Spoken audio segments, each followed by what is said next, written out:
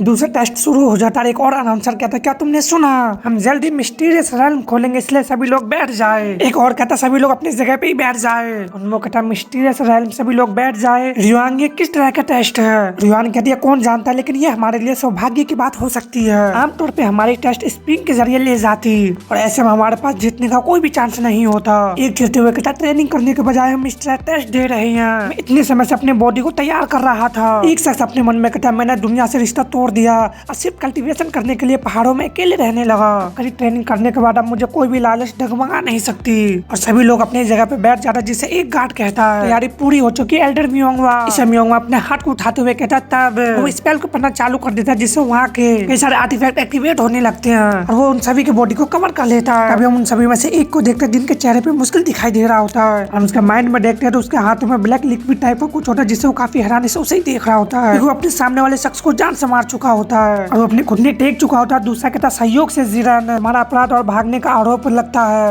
और हत्या भी शामिल है। क्या तुम्हें लगा कि अपना नाम और गांव को छोड़कर दाऊस बनने से तुम्हारा पाप साफ हो जाएंगे? जीरन रोते हुए कहता, मैं उसे जान से मारने की कोशिश नहीं कर रहा था, वो तो बस एक दुर्घटना थी, लेकिन किसी ने भी मेरी बात पे यकीन नहीं किया, इसलिए। वो शख्स कहता, मैं समझ गया हूँ, लेकिन तुम इससे अपने अपराध से बच नहीं सकते। वापस लौटने से पहले प्रायश्चित करो, अपने पाप से मुक्त हो जाओ। फिर हम उसी मास्टर को देखते हैं जिसके इनर माइंड में उसके आसपास दो लेडी होता है। वो मजे से खाना खाते हुए कहता है, तुम इतने गर्म जोशी कैसे हो सकते हो, एग्जाम और लो। इस मास्टर हंसते हुए कहता है, इसे पूरा भर दो।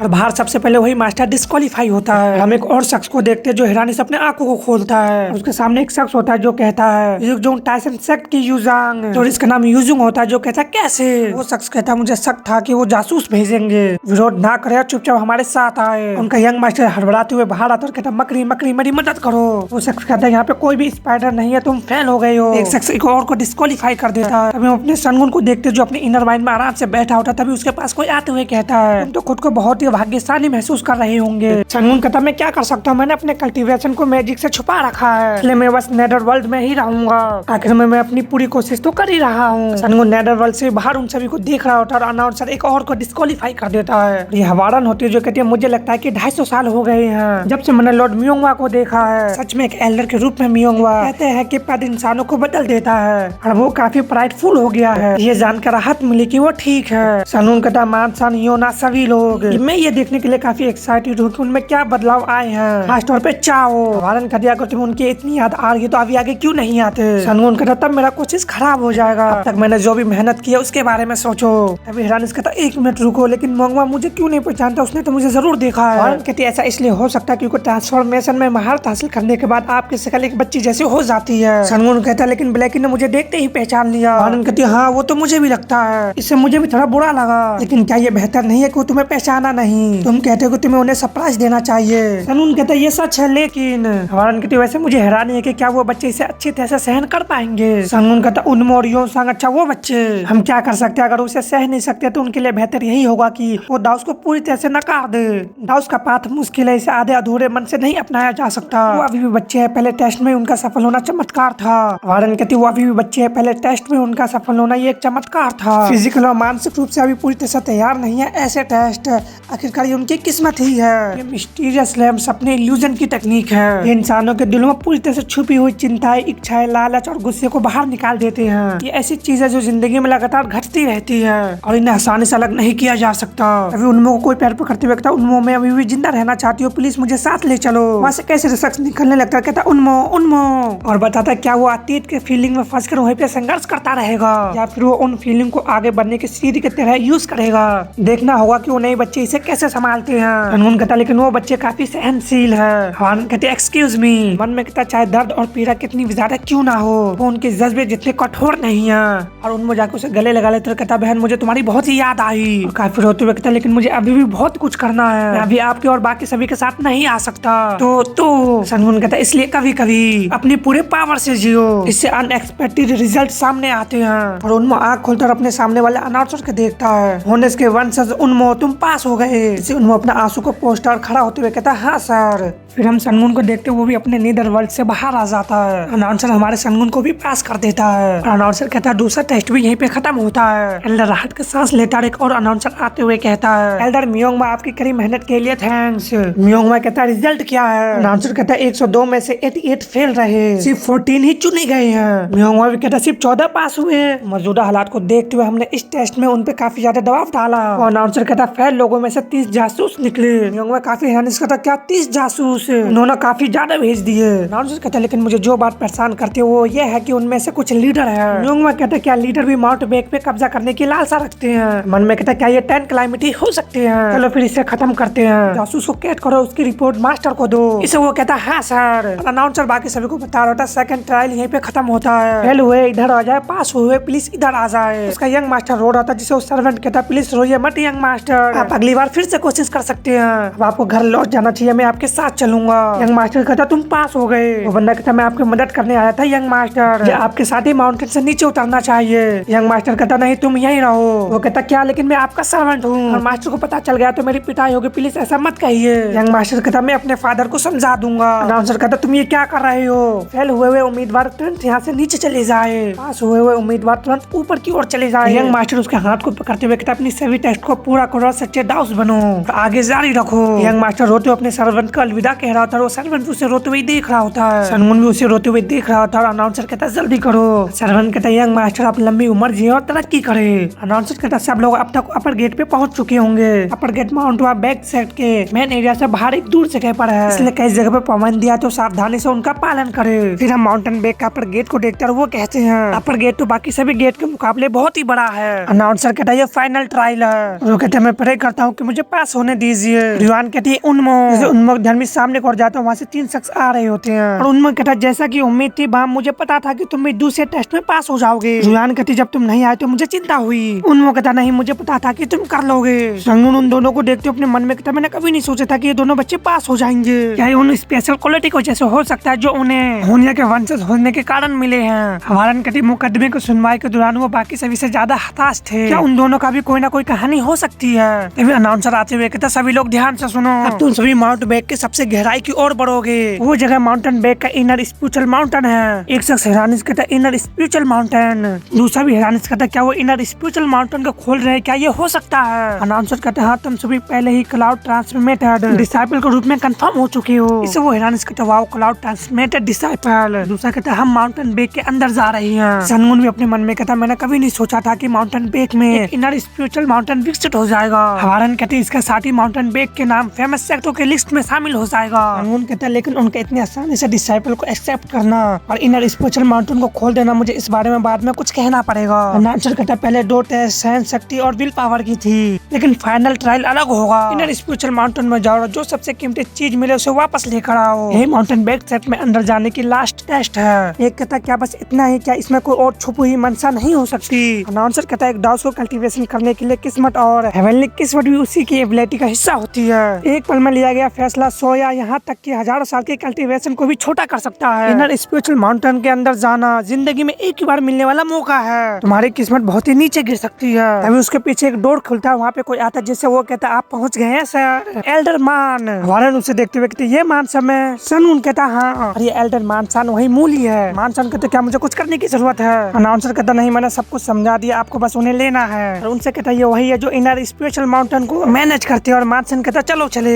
इसे अनाउंसर कहता सभी लोग एल्डर के साथ चले। अभी हम वहाँ पे एक बड़े से स्पिरिचुअल गोले को देखते हैं जहाँ पे वो सभी पहुँच जाते हैं। उसे देखते हुए कहते ओ गॉड क्या वही इनर स्पिरिचुअल माउंटेन है जिसे माउंटेन का दिल कहा जाता है। मानसन कहता अब मैं तुम्हें इनर स्पिरिचुअल माउंटेन में ट्रांसफॉर्म करने जा रहा हूँ। ओ हाँ एक और बात, इनर स्पिरिचुअल माउंटेन के अंदर हर चीज यहाँ तक कि पेड़ पौधे और जीव भी मेरे हाथों से होकर गुजरे हैं। अगर कोई भी बेवजह छेड़छाड़ करने या कुछ लेने की कोशिश करते हो तो सीधे मेरे हाथों में आ सकता है। तो ठीक है मेरी शुभकामनाएं है कि तुम्हारी किस्मत साथ दे। और वो सभी वहाँ से टेलीपोर्ट हो जाते हैं। जहाँ पे हम एक स्पिरिचुअल ट्री को देखते हैं, वहाँ पे वो आते हुए कहते हैं इस स्पिरिचुअल एनर्जी को देखो, मुझे ऐसा लग रहा है कि मैं इसे अपने हाथों में पकड़ सकता हूँ। उन्मो कहता वाह, लेकिन रियोन खामोश होती है और उन्मो कहता है बाम उधर, लेकिन वो वहाँ पे नहीं होता। उन्मो कहता वो कहाँ गया। एक हैरान कहता अरे बाप रे उन चीजों को तो देखो, ये जगह तो खजाने से भरी पड़ी है। ग्रेट मैं तो सबसे कीमती चीज ढूंढ के निकालूंगा। उन्मो कहता जल्दी करो रियोन। और वो दोनों ढूंढने लगता है। उन्मो कहता हर जगह अनमोल चीज मौजूद है, मुझे समझ में नहीं आ रहा कि मैं क्या चुनूं। हूँ। और उनमें उसे देखता रियान कहता वहाँ पर, उनमें उसे देखता रियान कहते वो व्हाइट पेड़ ही रेजिस्टेंट होली ट्री है। मुझे नहीं पता कि वो पेड़ जो आमतौर पे वाटर मून गेट के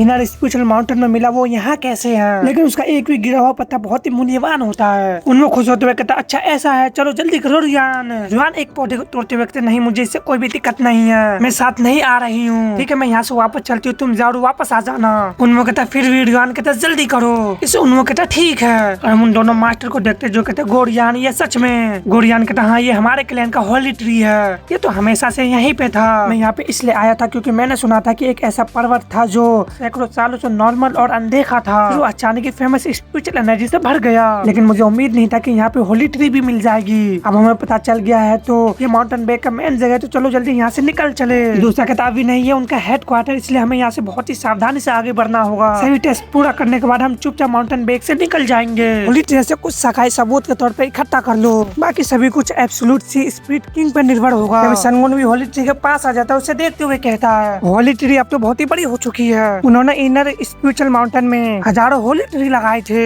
मानसन को काफी कुछ झेलना पड़ा होगा। वारन कहते तो कैसा लगा मास्टर सनगुन इस तरह स्पिरिचुअल माउंटेन को ऊपर से देखना। सनगुन कहता क्या तुम मुझे चिढ़ा रहे हो, ये अच्छा है लेकिन अफसोस की बात भी है, अब हम उस माउंटेन बेक को नहीं देख सकते जो सिर्फ हमारा और तुम्हारा था। वारन कहते लेकिन हमारी दोस्ती में कोई बदलाव नहीं आया है ना। सनगुन कहता हाँ इसलिए।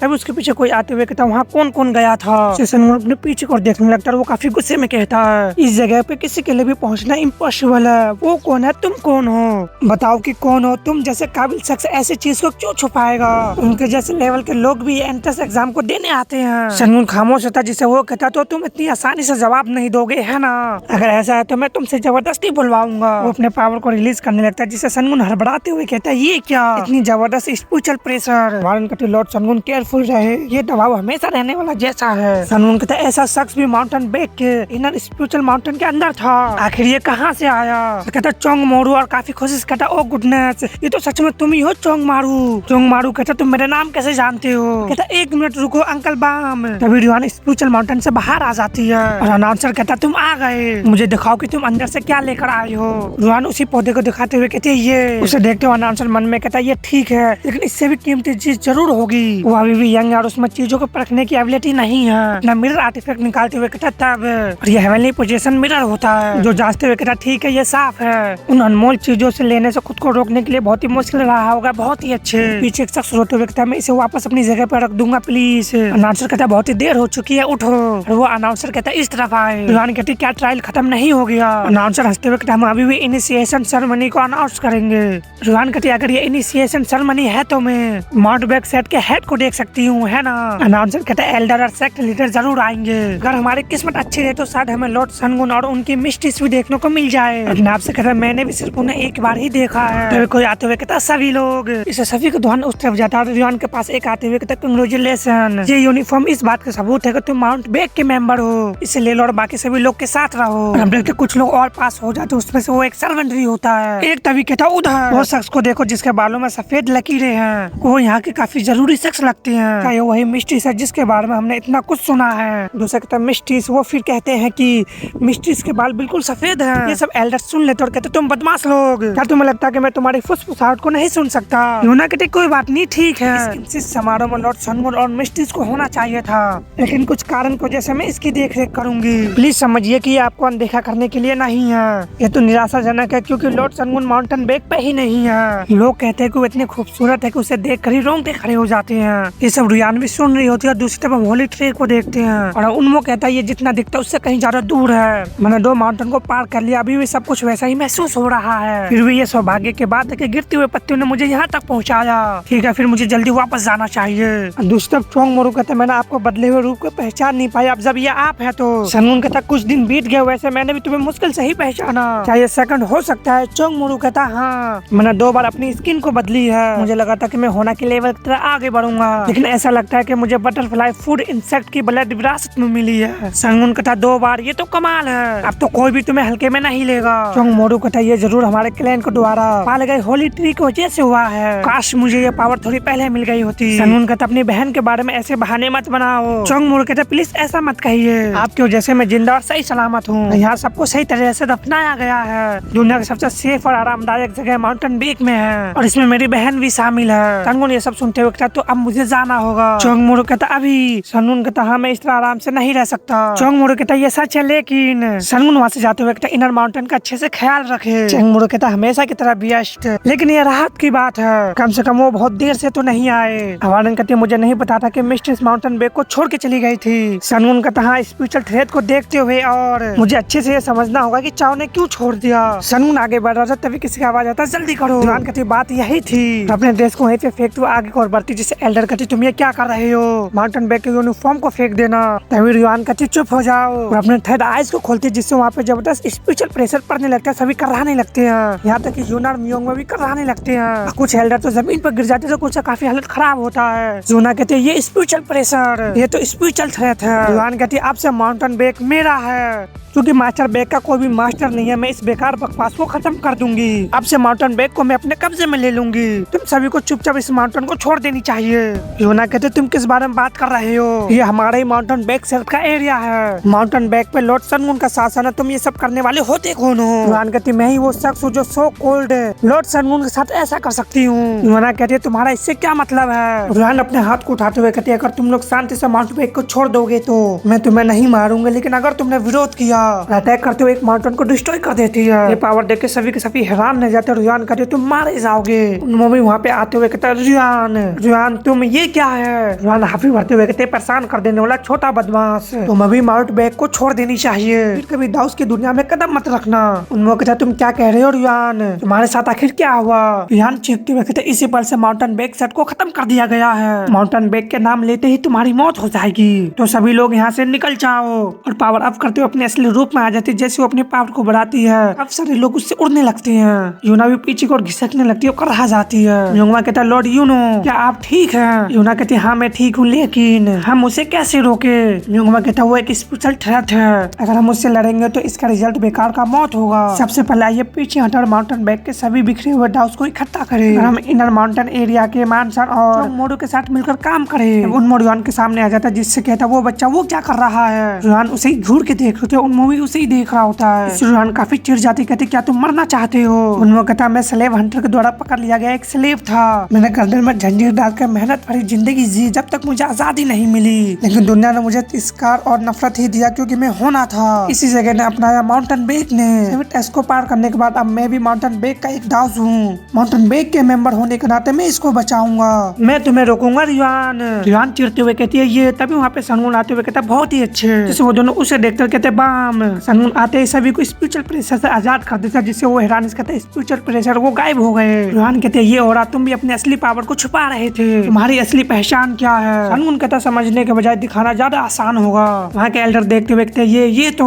यूना कहते तुम फाइनली आ गए लॉर्ड सनगुन। हम देखते सनगुन वापस अपने बड़े रूप में आ जाता है। रियान कहते तुम हो लॉर्ड सनगुन। सनगुन कहता मैंने कभी नहीं सोचा था कि कोई स्पेशल थ्रेट वाले लेवल के हम पे हमला कर देंगे। अब अपनी असली पहचान बताओ रियान। हंसते हुए कहते मैं ये सोचकर हैरान होती हूँ कि मैं अपने सामने खड़े दुश्मन को पहचान नहीं पाई। उनमें कहता दुश्मन। रियान में कहते समझाने के बजाय मेरा नाम ही काफी होगा, मैं ट्वाइलाइट स्नेक हूँ, vice Twilight snake for great में से एक। सनगुन ये बात सुनकर हैरान रह जाता है। अटैक करते हुए कहती हाँ मैं अपने क्लैन के आखिरी वॉरियर हूँ जिसे तुम लोगों ने खत्म कर दिया, मैं अपने क्लैन का बदला लेने आई हूँ। मर जाओ लॉर्ड सनगुन। लेकिन सनगुन उसके अटैक को रोकने लगता है। हम देखते वो दोनों काफी स्पीड से एक दूसरे पे अटैक करने लगते हैं। अटैक करते हुए कहती मुनोन तुम्हारे हाथों मारे गया, मेरे पूरे क्लैन को व्हाइट वैम्पायर बीस्ट ने खत्म कर दिया। वो सनगुन पे हावी होने लगती है, जिसे सनगुन कराने लगता है। वो अपने धर्मा आइज को एक्टिवेट करती है, उसमें से स्नेक निकलता है और अटैक करते हुए कहती तुम्हारी वजह से मैं इस दुनिया में अकेली हूँ। और वो अटैक जाके डायरेक्ट सनगुन को लगता है, जिसे सभी उसे ही देख रहे होते हैं। उनमें ये सब देखते हुए कहता बाम रियान। सनगुन नीचे की ओर गिरने लगता है, फिर खुद को संभालता है। कहता विश ट्वाइलाइट स्नेक में इसके बारे में भूल ही गया था, चाव और मेरे बीच की दुश्मनी। रियान कहते मुझे तुम्हारी झिझक महसूस हो रही है, क्या इतने समय के बाद तुम्हें गिल्टी महसूस हो रही है, मुझे ये पसंद नहीं। तो इस बारे में क्या ख्याल है। मैं उस व्हाइट ब्लड वैम्पायर की शिकार करूंगी, जब मैं उसे मार डालूंगी तो उसके सिर के लेकर आऊंगी, फिर तुम्हारे सामने खड़ी होंगी। ये बात सुनकर सनगुन भड़क जाता है और उस पर जाकर अटैक कर देता है। कहता सब कुछ मेरी वजह से शुरू हुआ, अगर तुमने उसके सिर के एक बाल भी छुआ तो मैं तुम्हें टुकड़े टुकड़े कर दूंगी। रियान हंसते हुए कहते हाँ यही तो जज्बा है, वो आंखें जानलेवा इरादा, या तो मरो या मारो, ठीक वैसे जैसे तुमने मेरे क्लैन को सफाया कर दिया। और वो दोनों एक दूसरे की तरफ अटैक करने के लिए आगे बढ़ते हैं और दोनों के अटैक ही आपस में टकराते हैं। सनगुन अपने टाइगर क्लो से अटैक करता है। जो रियान से हिट होता है उसके मुंह से ब्लड आने लगता है, लेकिन वो अपने टेल से सनगुन पे अटैक कर देती है। लेकिन सनगुन उसके अटैक को रोक लेता है, जिससे रियान अपनी पूरी जान लगाते हुए कहती है, मैंने ही हमला किया था, फिर भी जब मैं एक स्पेशल थ्रेट के लेवल पे हूँ तो वो मेरे बॉडी पे इस तरह का हमला कैसे कर सकता है। सनगुन उसके तरफ आगे बढ़ता है, वो भी आगे और बढ़ते हुए कहती है, इम्प्रेसिव, फिर इस बारे में क्या ख्याल है। अपने ट्रू धर्मा आइज का यूज करती है, जिससे सनगुन उसके अटैक के चपेट में आ जाता है। फिर सनगुन अपने आंखों को खोलता है, उस पर जबरदस्त अटैक कर देता है। वो अटैक को आते हुए रियान सन भी देख रही होती है, सनगुन भी उसे ही देख रहा होता है। तभी हम वहाँ पे जबरदस्त धमाके को देखते हैं, बाकी सभी लोग नीचे से देख रहे होते हैं। यूना कहती है, ओ गॉड, मैंने ऐसा पहले कभी नहीं देखा, एक ऐसी कंपन जो आसमान और धरती को हिला दे। म्योंगवा कहता है, लॉर्ड सनगुन स्पेशल थ्रेट के लेवल तक पहुंच गए हैं। यूना कहती है, फाइट कैसी चल रही है, मैं तो अपने आंखों से कुछ भी देख नहीं पा रही। म्योंगवा कहता है, चिंता मत करो, लॉर्ड सनगुन उस पर हावी हो रहे हैं। और अपने आप से कहता, मुझे भी साफ साफ दिखाई नहीं दे रहा, लेकिन मैं इसे महसूस कर सकता हूँ। और कहता, नहीं, बल्कि डूलो मेरे हिसाब से ये एक तरफा है, क्योंकि सनगुन उस पर लगातार मल्टीपल अटैक करने लगता है। फिर सनगुन उसके हाथ को पकड़ लेता है। म्योंगवा बताता है, वो जो हमारे माउंटेन पे कब्जा करना चाहती थी। सनगुन उसके हाथ को पकड़ कर उसे घूर के देख रहा होता है। तभी हम देखते उसके मुंह से ब्लड आने लगता है। हाथ कांप रही तो फिर भी अपने हाथ को सनगुन को और बढ़ाती है। और म्योंगवा कहता है, जल्दी लॉर्ड सनगुन के हाथों मारी जाएगी। तभी सनगुन उस पर फिर से अटैक कर देता है, जिससे वहाँ से जबरदस्त शॉक निकलते हैं। ये नीचे से उन्मो भी देख रहा होता है और कहता है, नहीं, मुझे उन दोनों को रोकना होगा, लेकिन मैं वहाँ पे कैसे पहुँच सकता हूँ, मैं तो उड़ भी नहीं सकता। आसपास ढूंढते हुए कहता, मुझे कोई ना कोई रास्ता ढूंढना होगा। तभी उसका नजर शॉर्ट पे जाता है। उसे देखते हुए कहता है, निश्चित रूप से ऐसा खजाना है जो उड़ने की पावर देती है। ये हम देखते सनगुन काफी स्पीड से नीचे आते हुए माउंटेन को चीरते हुए जमीन पे आके लैंड करता है, जिससे वहाँ पे धमाके होते हैं, पत्थर भी गिरने लगते हैं। सनगुन आके नीचे लैंड करता है। रुआन का हालत काफी खराब होता है, वो किसी से अभी भी जिंदा होती है। सनगुन उसे देखते हुए कहता है, इसे बंद करो, हमारे बीच के अंतर जमीन और आसमान की तरह है, तुम मेरे मुकाबले नहीं कर सकते। अगर तुम अभी भी रुक जाओगे तो मैं तुम्हारी जान को बख्श दूंगा, इसलिए नीचे रहो। रुआन कहती, कौन, किसने कहा था कि मैं रुक जाऊंगी? जिंदगी और मौत का फैसला करने वाला फाइट अभी खत्म नहीं हुआ है, अभी नहीं। सनगुन कहता, तुम बदला लेने आए थे, लेकिन अपने साथ एक भी वेपन नहीं लाए। अगर तुम्हारा दुश्मन तुमसे ज्यादा स्ट्रॉन्ग होता है तो तुम फ्यूचर के लिए प्लान बनाते हो, लेकिन यहाँ पे ऐसा नहीं है। तुम क्या सोच रहे हो? तुम यहाँ पे किस कारण आए हो? रुआन कहती, क्या तुम्हें मुझ पे तरस आ रही है? तो आपने सोचा कि अगर मेरी बॉडी मेरा साथ छोड़ देगी तो मैं पीछे हट जाऊंगी, इसलिए आपने अभी तक अपने पूरे पावर का यूज नहीं किया। तुम मेरे सबसे बड़े दुश्मन हो, तुम्हारा एरोगेंट हद से ज्यादा बढ़ गया है। सनगुन ये सुन रहा था। रियान उसके तरफ आगे बढ़ते हुए कहती है, जब तक मैं मर नहीं जाती मेरा पद छोड़ने का कोई भी इरादा नहीं है। हमारी दुश्मनी का अंत तभी हो जाएगा जब तुम मरोगे या मैं, तो मेरे पास आओ। इससे सनगुन भी तैयार हो जाता है, उसके तक बढ़ने लगता है। तभी वहाँ पे उन्मो आते हुए कहता, रुको, और जाके जमीन पर गिरता है, टप्पा खाते हुए उन दोनों के बीच में आ जाता है। कहता, दोनों रुक जाओ। बाम नहीं लॉर्ड सनगुन, आप रियान को नहीं मार सकते। सनगुन कहता, उन्मो हट जाओ, यहाँ दखल देने का तुम्हारा कोई अधिकार नहीं है। उन्मो कहता, नहीं, मुझे है, मैंने सभी टेस्ट को पार कर लिया, मैं माउंट बेक का हिस्सा हूँ। रियान भी माउंटेन बेक का ही एक हिस्सा है। सेट लीडर अपने ही डिसाइपल को नहीं मार सकते, और रियान तुम्हें भी रुकना होगा। रियान कहते, तुम इसमें शामिल होने के लिए क्या जानते हो? हट जाओ बच्चे।